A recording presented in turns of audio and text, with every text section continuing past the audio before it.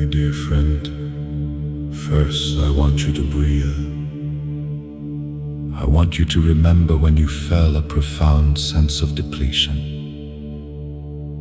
This emotional wasteland where the light seems to have vanished is not a sign of failure. It is not a sign that God has abandoned you. In fact, from the perspective of the great spiritual masters, it may be a sign that God is drawing you deeper into Himself. The dark night of the soul is not a punishment, but a purgation. You see, in the beginning of our spiritual journey, God often gives us consolations.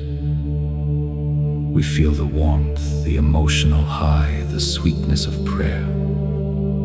But if we stay there, we risk loving the gifts of God more than the giver Himself. The dark night is the process by which God strips away our reliance on emotional feelings, so that we can learn to love Him for who He is, not for how He makes us feel.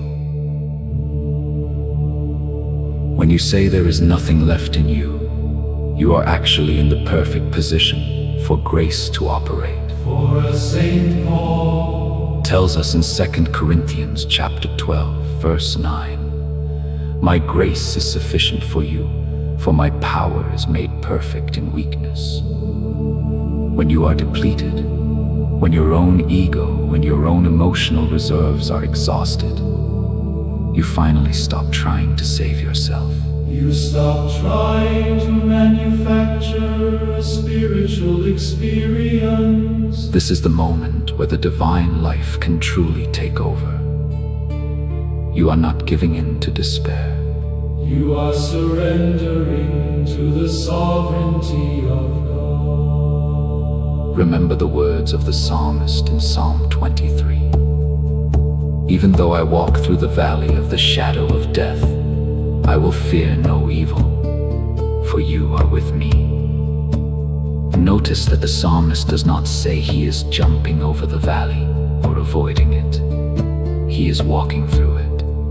The darkness is the environment, but it is not the destination. The destination is the still waters and the restoration of the soul. To fight the good fight, as mentioned in 1 Timothy 6 verse 12, does not always mean charging forward with a sword in your hand. Sometimes, fighting the good fight means the quiet, agonizing courage of remaining faithful when you feel absolutely nothing.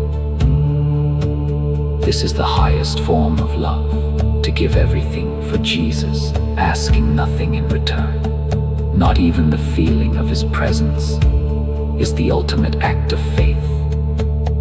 It is the faith of Abraham, the faith of the martyrs, and the faith of Christ Himself on the cross when He cried out, my God, why have you abandoned me?"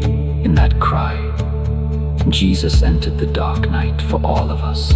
He entered the void so that your void would never be empty of Him.